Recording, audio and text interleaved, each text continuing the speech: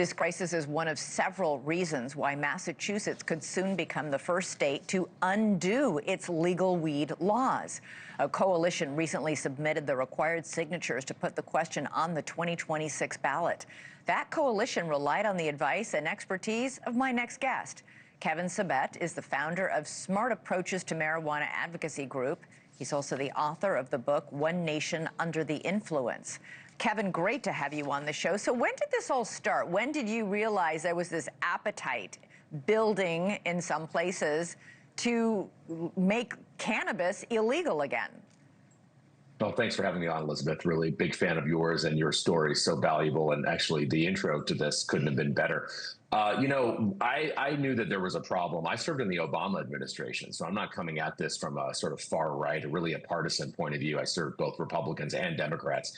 And when I was serving in the Obama administration, I knew that the science about marijuana and how today's marijuana is not your Woodstock weed was really emerging and coming out and showing the link to psychosis and schizophrenia. And when they legalized marijuana in Colorado, Patrick Kennedy, Ted Kennedy's son, called me and said, this is going to be really bad. This is going to be a new big tobacco type industry that relies on addiction for profit. And that's why we started SAM. And then a few years ago, we just started getting so many calls from, Kristen we work with, but also many other thousands of parents who have had heartbreaking stories. And we knew that this was building. Yeah, I don't understand why this is a surprise to so many people. We've heard for many, many years marijuana is a gateway drug, and everybody laughed it off. Are people now understanding that, in fact, not only is it a gateway drug, but it's incredibly dangerous, today's marijuana? Yeah, on its own, it's incredibly dangerous. They are understanding because we have hundreds of thousands of people, millions, going to the emergency room every year from acute marijuana poisoning. We have marijuana is the #1 reason why young people are in treatment, more than alcohol and all other drugs combined. Really? And because of legalization, yeah, no, absolutely. And because of legalization, which is really commercialization, it's about promotion. It's not just, to be honest, Elizabeth, I don't care if an adult smokes a joint in the privacy of their own home and falls asleep or takes a gummy to go to bed. That's not the issue. The issue is it is being pushed in very heavy doses to our young people and developing brains.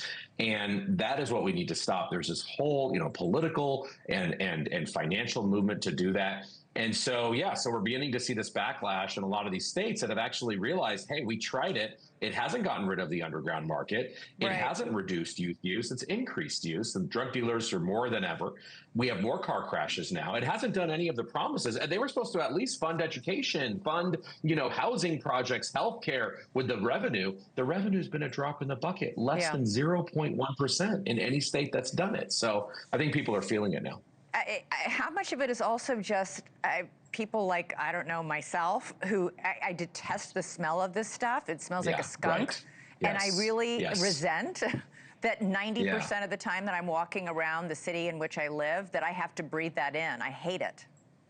You're not the only one, and I hate it too. It's not just New York too, it's DC. In fact, this state initiative here, this initiative here, actually, one of the pushbacks happened in October in, Cambridge, Massachusetts, among a Harvard professor, hardly a sort of right-wing bastion, where she said, listen, I'm not extreme. She said, I'm very liberal. I'm not against people smoking it in their house, but everywhere you go, you smell it now. So she started a petition, this Harvard woman, that said it would sort of worsen traffic congestion. That's already a problem. Fill our green spaces and sidewalks with secondhand smoke, increase noise and nuisance crimes. And she had so many people supporting her. So it's not really coming from only the right anymore. Everyday people are realizing this is a big problem.